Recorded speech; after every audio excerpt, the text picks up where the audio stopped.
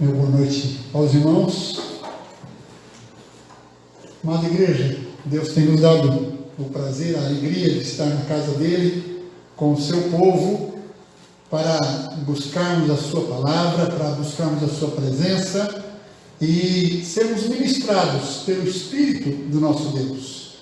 O Espírito trabalha com a palavra, é com a palavra que o Espírito fala aos nossos corações, que Deus fala às nossas almas.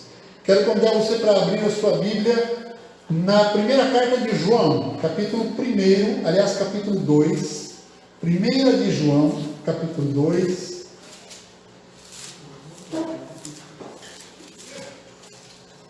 Cartas de João estão lá pertinho de Apocalipse, né? Um pouquinho antes de Apocalipse, você tem as cartas de João. São 3 cartas, as 3 pequenininhas. A primeira carta tem 5 capítulos. Nós começamos na semana passada a ministrar nas cartas de João. Nós vamos alguns domingos ministrando nesse livro, nessa carta tão importante para nós.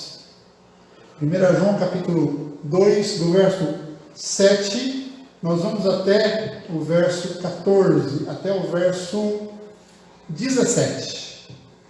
Até o verso 17. Diz assim a palavra do Senhor: Amados, não vos escrevo um mandamento novo, senão um mandamento antigo, o qual desde o princípio tivestes. Esse mandamento antigo é a palavra que ouvistes. Todavia vos escrevo um novo mandamento, aquilo que é verdadeiro nele e em vós, porque as trevas se vão dissipando e a verdadeira luz já brilha. Aquele que diz estar na luz e odeia seu irmão, até agora está nas trevas. Aquele que ama seu irmão permanece na luz, e nele não há nenhum tropeço. Aquele, porém, que odeia seu irmão está nas trevas, e anda nas trevas, e não sabe para onde vai, porque as trevas lhe cegaram os olhos. Filhinhos, eu vos escrevo porque os vossos pecados são perdoados, por causa do seu nome. Pais, eu vos escrevo porque conheceis aquele que existe desde o princípio. Jovens, eu vos escrevo porque tendes vencido o mundo, ou tendes vencido o maligno. Filhinhos, eu vos escrevi porque conheceis o Pai. Pais, eu vos escrevi porque conheceis aquele que existe desde o princípio. Jovens, eu vos escrevi porque sois fortes, e a palavra de Deus permanece em vós, e tendes vencido o maligno. Não ameis o mundo, nem as coisas que há no mundo. Se alguém amar o mundo, o amor do Pai não está nele. Porque tudo que há no mundo, a concupiscência da carne, a concupiscência dos olhos e a soberba da vida, não procede do Pai, mas procede do mundo. Ora, o mundo passa, bem como a sua concupiscência. Aquele, porém, que faz a vontade de Deus, permanece eternamente. Vamos orar? Deus amado, obrigado por essa noite, pelas vidas dos irmãos aqui presentes, pelas vidas daqueles que estão conosco, ó Deus, nas suas casas, seguindo, ó Deus, através da mídia social. Obrigado, Senhor. E derrama graça sobre nós agora, falando aos nossos corações, ministrando, Senhor, às nossas almas. É o que te pedimos em nome de Jesus. Amém. João, o apóstolo idoso, talvez aí entre 85 e 95 anos, ele tinha quando escreveu esta carta. A última testemunha viva das obras de Jesus, trata os crentes, os seus leitores, com um amor contagiante. Ele diz: amados, meus queridos, e ele diz: filhinhos, eu vos escrevi, jovens, eu vos escrevi, pais, eu vos escrevi. E ele vem ministrando, conduzindo a igreja a ter um amor fortalecido, a que os irmãos vivam em amor. Embora esteja escrevendo para lidar com a presença do erro doutrinário dentro da comunidade, e tendo que ser duro com os rebeldes, seguramente nutria a esperança de que por meio da argumentação, por meio da ministração da palavra, pudesse talvez fazer retornar os corações daqueles que ensinavam incoerências no meio do povo de Deus. E ainda hoje nós vemos pessoas pregando incoerências no meio do povo de Deus, pregando ensinos contrários à palavra com a palavra na mão. Não sendo isso possível, não sendo possível resgatar aqueles, certamente sua luta era por livrar o maior número possível de ovelhas da boca dos tais lobos mascarados. Nesse mistério, o autor traz nesses versos algumas orientações, algumas exortações e alguns desafios que com certeza o Espírito de Cristo quer usar nas nossas vidas no presente momento. Nós também vemos doutrinas erradas sendo aí proclamadas. Nós também temos que viver em amor para com a igreja do Senhor Jesus, para com aqueles que são realmente salvos em Cristo. Então, eu quero conversar com os irmãos sobre exortações de um pai amoroso, porque é assim que João se apresenta, um pai amoroso, exortando, instruindo a igreja em como viver. E quais são as orientações que João traz? Nos primeiros versículos você observa que ele estimula a igreja a viver no amor e andar na luz. O reino de Deus, queridos, é o reino de amor, ou o reino do amor. João vai dizer nessa carta que Deus é amor. Embora não seja um versículo inteiro, né, é uma partícula do versículo, não é o menor versículo da Bíblia também, mas mesmo que fosse um versículo inteiro, não seria o menor, né? Mas João vai dizer, Deus é amor. Essa é uma carta cheia de amor. Nos nossos tempos, queridos, há pessoas que dizem amar Jesus, mas que não querem andar ou ter comunhão com a igreja. De fato, na nossa luta contra o pecado, aqui e ali, no seio da igreja, problemas de relacionamentos causam feridas e mal-estar. As pessoas, às vezes, saem da sua reunião entristecidas umas com as outras. Outros são críticos da igreja por terem uma visão de que ela, os seus membros deveriam ser diferentes, e até mesmo pensarem que a igreja não tem relevância no mundo. Porque tem expectativas, e não necessariamente expectativas de acordo com a palavra. E aí acham que a igreja deveria ser diferente. Por exemplo, tolerância. Muita gente acha que a igreja deveria ser mais tolerante com o pecado, com as desigualdades, mas a igreja é intolerante contra o pecado,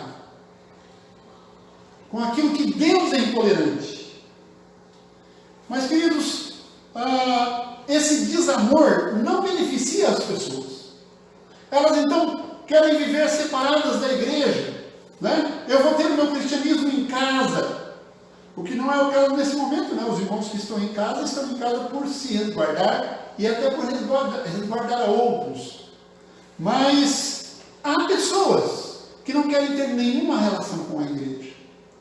Dizem, eu sou de Jesus, eu sou de Deus, mas não querem saber da igreja. Esse desamor não beneficia essas pessoas. A igreja é o povo remido pelo sangue de Jesus. É a noiva de Cristo, a qual ele, diz Paulo em Efésios 5, versículos 25 a 27, Jesus a amou e a si mesmo se entregou por ela para que a santificasse, tendo-a purificado por meio da lavagem de água pela palavra, para a apresentar a si mesmo igreja gloriosa, sem mácula, nem ruga, nem coisa semelhante, porém santa e sem defeito. Então, a pessoa que olha para a igreja e enxerga a igreja cheia de defeitos, precisa entender que Jesus olha para a sua igreja e a vê gloriosa, sem ruga, sem mácula, gloriosa noiva dele. Então, cuidado para você não ser mais rígido que o Senhor Jesus. E às vezes você que foi machucado um dia, aquela pessoa que te machucou, ela buscou o perdão de Deus, talvez tenha buscado até o teu perdão, e você se negou a dar, ou então você disse que perdoava, mas não quer mais saber, o que não é perdão em lugar nenhum e de forma nenhuma. E aquela pessoa permanece ligada ao Senhor Jesus, permanece ligada à igreja, permanece dentro do reino de Deus, e você se desligou. Quem está em Cristo é membro dessa igreja e desfruta das bênçãos de Cristo junto com os irmãos. João está nos chamando a amar uns aos outros. Amem-se uns aos outros. E aliás, ele aprendeu isso com o Senhor Jesus. Jesus, na oração sacerdotal, ele disse que ele orava para que nós sejamos um. Para que nós sejamos um. Portanto, o apóstolo conclama a andar em amor nas relações com outros salvos. João diz que o mandamento é antigo, mas também é novo. É interessante esse jogo de João dizendo que o mandamento é antigo, mas também é novo. Isso porque, desde Moisés, Deuteronômio capítulo 6, versículo 5, Deus ordenou aos israelitas que amassem o seu próximo, além de amar o próprio Deus. João diz que eles receberam esse mandamento desde o princípio, está aí no versículo 8. Por isso, ele é antigo. Porque desde que eles se converteram, desde que eles começaram a caminhada com Jesus, aqueles crentes para quem ele está escrevendo, desde que eles começaram a sua caminhada com Jesus, eles receberam esse mandamento. Desde que o Evangelho, desde o início da caminhada deles no Evangelho, receberam essa ordem de Jesus. Aliás, aprofundada no seu sentido quanto ao Velho Testamento. Jesus aprofundou o sentido. Quando lá diz, ama o teu próximo. E Jesus, na parábola do filho pródigo, ele nos ensina quem é o nosso próximo. Quem é o nosso próximo? Qualquer um que esteja próximo de nós e que precise de nossa atenção e do nosso cuidado. Como é que eu poderia amar aquele que está fora do círculo dos salvos em Cristo, se eu não amo aqueles que são do círculo dos salvos em Cristo? João agora então, como já fez antes, usando o contraste luz e trevas, e como disse antes no capítulo 1, verso 5, Deus é luz e não há nele treva nenhuma. Então ele agora expõe a realidade, a irrealidade de estar em Cristo e não amar o irmão. Ele diz, quem não ama seu irmão está em trevas. Irmão, se alguém fez alguma coisa que te machucou, perdoe. Trate com essa pessoa. Procure trazer essa pessoa ao arrependimento, ao acerto com Deus e com você. A verdadeira luz já está presente, ele diz aí no final do verso 8, né? Ele diz, as trevas vão se dissipando e a verdadeira luz já brilha. Jesus é a luz do mundo, ele diz em João 8, versículo 12, né? E essa luz já está no mundo e nós fazemos parte dela, estamos dentro da influência dessa luz. E agora João diz o seguinte, quem diz estar na luz, mas odia o seu irmão, ou odeia o seu irmão, está enganando a si mesmo. Não é verdadeiro. É contraditório dizer que está em Cristo e odiar o irmão, ou não amar os irmãos. E quem está nas trevas não tem segurança de nada. Veja o verso 11, quando ele diz, aquele, porém, que odeia seu irmão está nas trevas, e anda nas trevas, e não sabe para onde vai. Não pode ter certeza da vida eterna, não pode ter certeza da salvação em Cristo. Porque foi salvo pelo amor de Cristo, pelo amor de Deus revelado em Cristo. Mas se não está revelando o mesmo tipo de amor, é porque também não está nesta realidade. Portanto, é necessário examinarmos a nossa vida nesse quesito. Talvez você descubra que precisa urgentemente investir no seu relacionamento com os irmãos em Cristo. Então, nós estamos sendo ministrados sobre exortações de um pai amoroso. E a primeira exortação é, vivam no amor, andem na luz. Quem não ama seu irmão está nas trevas. Mas, na sequência, no versículo 15 até o versículo 17, ele passa a falar sobre uma herança vital e valiosa que nós temos. Ele está lutando contra o erro, ele quer que os irmãos fujam do erro, ele está lutando para que os irmãos manifestem esse amor, mas para isso ele quer estimular. Então ele nos apresenta aqui uma herança vital e valiosa. Nos próximos versículos, João trata de estimular os crentes, mostrando-lhes bênçãos maravilhosas que eles já têm por estarem em Cristo. E essas bênçãos são verdadeiras na tua vida também, se você está em Cristo. O tratamento, então, de filhinhos, pais e jovens, muito provavelmente, dizem respeito ao mesmo grupo. Ao todo da igreja receptora ou receptora da carta. Mas em cada um desses grupos, João dá características da herança que recebemos em Cristo. Quando ele fala filhinhos, fala pais e fala jovens, ele está se referindo à igreja como um todo.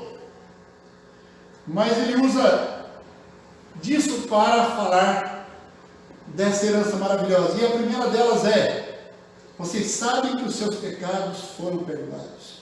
Filhinhos, eu vos escrevo porque os vossos pecados foram perdoados. Isso é algo extremamente maravilhoso, queridos. No capítulo 1, verso 7 e verso 10, ele já havia declarado que o sangue de Jesus nos purifica de todo pecado. E disse ainda que ele é fiel e justo para nos perdoar os pecados e nos purificar de toda injustiça. Aquele que está em Jesus tem os seus pecados todos pagos. Deus colocou os seus pecados sobre Jesus e você está agora livre de qualquer condenação. Isso significa, como Paulo diz, agora, pois, já nenhuma condenação há para os que estão em Cristo Jesus. Se você está andando em Cristo, não há condenação para você. Você não anda como alguém que daqui a pouco o pai vai pegar para dar castigo. Mas a segunda coisa que ele fala é que, além de terem os pecados perdoados, conhece o Deus Pai e o Deus Filho Jesus Cristo, conhecem a Deus. Ele diz: pais, eu vos escrevi porque conheceis aquele que existe desde o princípio. E ele volta a dizer isso na sequência. Ele diz no versículo 14: pais, eu vos escrevi porque conheceis aquele que existe desde o princípio. E Jesus Cristo disse em João 17,3 que isto é a vida eterna, é a verdadeira vida eterna. Conhecer a Deus, estar em um relacionamento filial com Ele, um relacionamento de amizade com Ele, que te conheçam a ti, o único Deus verdadeiro, e a Jesus Cristo a quem enviaste. Jesus disse: isso é a vida eterna. A vida eterna não é apenas uma questão de vida que nunca mais acaba, mas é em especial uma vida de relacionamento com esse Deus. E a terceira bênção que ele fala, ele diz: jovens, eu vos escrevi, porque tendes vencido o maligno. E no final do versículo 14 ele diz: jovens, eu vos escrevi porque sois fortes, e a palavra de Deus está em vós, permanece em vós, e tendes vencido o maligno. Por que nós vencemos o maligno? Porque a palavra de Deus está em nós. Nós vencemos o maligno pela palavra. É a palavra que nos fortalece, é a palavra que nos faz vitoriosos. Venceram a palavra venceram a Satanás por meio da palavra. Essa vitória, como diz a Bíblia de Genebra, consiste em resistir à tentação e manter-se fiel à palavra de Deus. Ela contrasta com a derrota da raça humana por ocasião da queda, lá no Éden.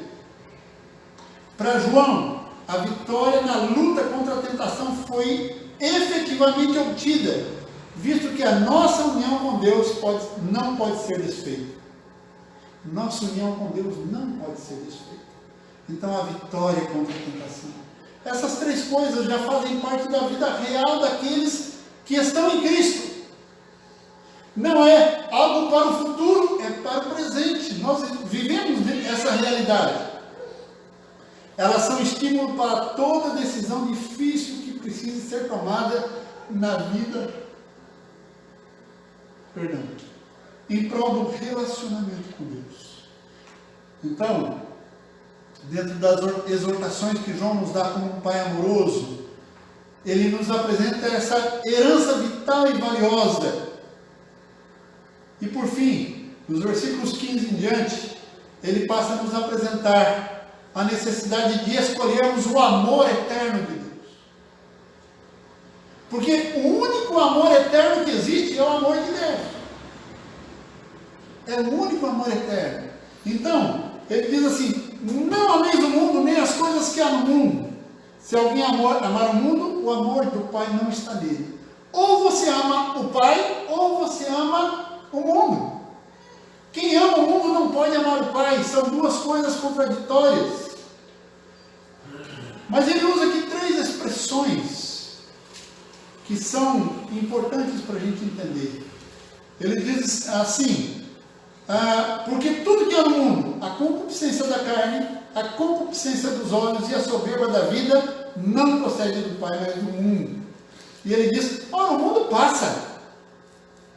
Tudo nesse mundo passa. Daqui a algum tempo eu vou estar sem o Clecir. E se eu amar mais a Clecir do que a Deus, eu vou perder completamente a alegria.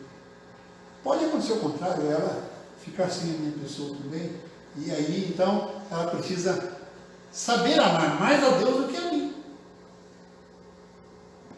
E nós precisamos aprender isso também com relação aos nossos filhos. E nós precisamos aprender isso com relação a tudo que nós temos. Quando ele diz aqui, então, a concupiscência da carne, a concupiscência dos olhos, são, aliás, uma palavra complicada, difícil, né? Difícil até de falar, concupiscência, mas significa desejo forte. Desejo forte. Então aí, fora da cosmovisão bíblica, as pessoas dizem: segue o teu coração. Segue o teu coração. Quando Deus disse lá para Caim: olha, o teu desejo será contra ti, mas a ti cumpre dominar. O desejo forte precisa ser dominado, como um cavalo selvagem. Então essas 3 expressões nós vamos pensar nelas um pouquinho. E eu estou aqui seguindo William Hendrickson, no seu comentário do livro, aliás, Kistemacher, no seu comentário do livro dessa carta. E ele apresenta com outras palavras a concupiscência da carne, os anseios do homem pecaminoso. A palavra desejo é usada coletivamente e representa anseios que incluem desejo sexual e cobiça. São desejos malignos porque levam o homem a desobedecer o mandamento explícito de Deus: não cobiçarás. Êxodo 20, verso 17, Deuteronômio 5, 21. E Tiago nos diz que esses desejos originam-se na natureza humana e geram pecado. Tiago 1, verso 15. Então, João está nos dizendo: não ame o mundo, não ame esses desejos, esses anseios do homem pecaminoso. Mas a outra palavra é desejo dos olhos. Os olhos são os canais da alma, canais para a alma do ser humano. Atraído pela luxúria, seus olhos servem de instrumento que levam à transgressão e ao pecado. Jesus diz que o pecado sai do coração, mas pelos olhos o coração é cativado. E nós precisamos cuidar disso. E por último ele fala da soberba da vida. E aqui há 2 palavras: soberba e vida. A primeira palavra denota jactância de um ostentador ou de um impostor. Ela pode chegar ao ponto da violência arrogante. E a segunda palavra, vida, diz respeito a ações e posses. Então, soberba das ações e das posses, das ações que eu faço e das posses que eu tenho. A pessoa que se vangloria de seus atos e dos seus bens expressa uma cobiça por vantagens e posições. Então essas três palavras são muito perigosas para nós. E João vem nos dizendo, não escolham isso. Escolham o amor de Deus que é eterno. Os três vícios se originam no mundo ou do diabo, o nosso inimigo, que usa o mundo e a nossa própria natureza contra nós. Por isso o apóstolo João diz, não ameis. Se alguém amar o mundo, essas três fontes de tentação não está no amor do Pai e o amor do Pai não está nele. E ele diz, o mundo passa. Com ele, as suas concupiscências. Mas a palavra de Deus permanece para sempre. Deus permanece para sempre. O amor de Deus permanece para sempre. E nós podemos desfrutar desse amor de Deus eternamente.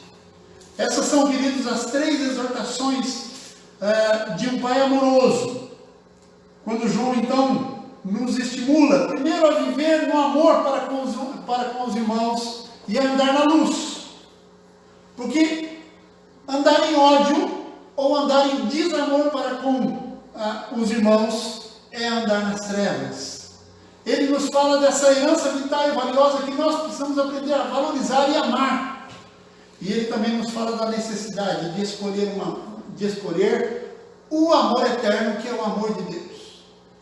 E rejeitar essas fontes de estímulo para o pecado, para o ódio contra Deus. Que Deus possa nos abençoar, que Deus possa nos conduzir nesse caminho de comunhão, de amor e relacionamento, e também, queridos, de vencer o mundo, de não amar o mundo, em nome de Jesus.